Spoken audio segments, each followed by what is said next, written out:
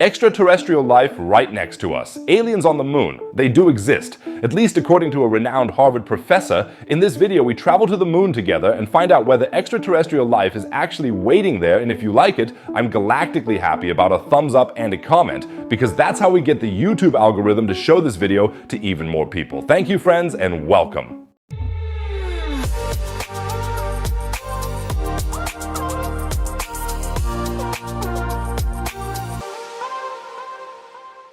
Harvard professor Avi Loeb often comes up with very exciting theories about aliens. For example, he is the biggest proponent of the idea that the interstellar asteroid Oumuamua was not an ordinary rock but an alien probe. The passage of Oumuamua through our solar system in 2017 was a real first, as it was the first object in our solar system that could be clearly identified as interstellar, i.e. originating from another star system. With almost all other asteroids and comets in our solar system, we are very certain that they also originated here in our system. So an object from another solar system is really something special, and the question naturally arose as to whether Oumuamua was perhaps sent by aliens on purpose. There is still no really solid evidence of this, but Avi Loeb is sticking to his theory. Let me know what you think. Was Oumuamua alien technology or just a normal asteroid? Regardless of whether you agree with Avi Loeb or not, his arguments are fundamentally serious. He is a Harvard professor and highly respected in the astronomical scene. This makes it all the more exciting that he also has another spectacular idea in store, and it concerns our moon. But it has nothing to do with the moon being made of cheese, unfortunately. It has something to do with aliens. Avi Loeb thinks it is likely that there is extraterrestrial life on the moon. That's right. He writes, "The idea is to view the lunar surface as a kind of fishing net for interstellar objects that have accumulated over time, possibly providing building blocks of life from the habitable environments around other stars." At first glance, one would not necessarily associate our moon with life. The moon has no atmosphere, the temperatures are extreme, and on the surface there is basically only moon dust, so-called regolith. But it is precisely these barren characteristics that could predestine it to contain traces of alien life. The lack of a lunar atmosphere guarantees that substances reaching the moon from deep space could land on its surface without burning up. Imagine that the reason why we see shooting stars on Earth is actually because small stones from outer space burn up due to friction in the atmosphere. This is not possible on the moon due to the lack of atmosphere. Moreover, as far as we know, the moon is largely geologically inactive. No volcanoes, no earthquakes. So perfect building land. Call your trusted estate agent. And that means that the particles deposited on its surface remain intact and do not mix with the deep interior of the moon, so there is no sediment mixing. The moon is therefore a bit like a cosmic mailbox that has reliably collected mail from space over the last billion years and continues to store it for us. But we humans have not been particularly grateful, and we have never emptied the mail. What mysterious letters from the far reaches of the universe might the moon have in store for us? Oh, of course, a warning. But the deposits on the moon could really be very interesting. Let's think back to Oumuamua. Statistically speaking, a great many such interstellar objects have entered the solar system in the past billion years, and if we find deposits of them anywhere near us, it's on the moon.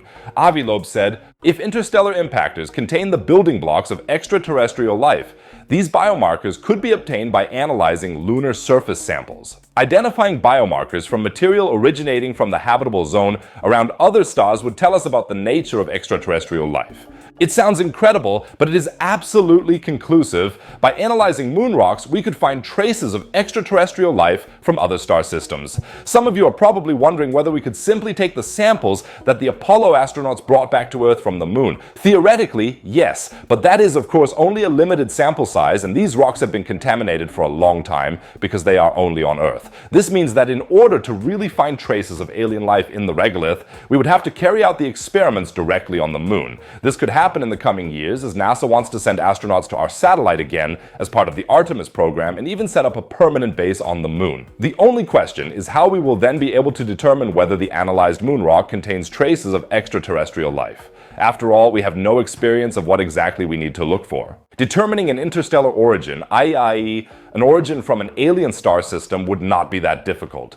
A deviation from the unique solar ratio of the isotopes of oxygen, carbon or nitrogen would be enough, but that alone would not be proof of aliens. According to Avi Loeb, however, there is a good chance of finding the biosignatures of alien life in the lunar dust. On Earth, for example, the oldest microfossils with clear evidence of biological cells that lived around 3.4 billion years ago were discovered in the Strelley Pool Formation in Western Australia.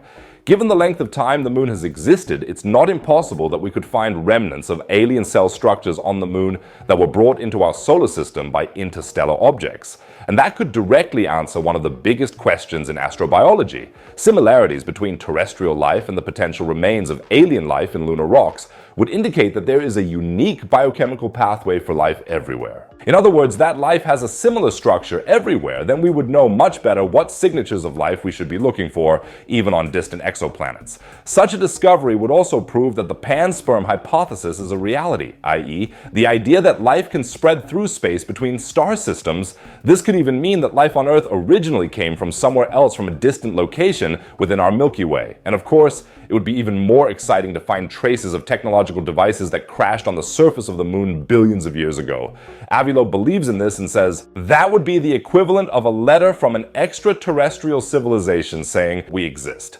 Without looking in our letterbox, we would never know that such a message had arrived.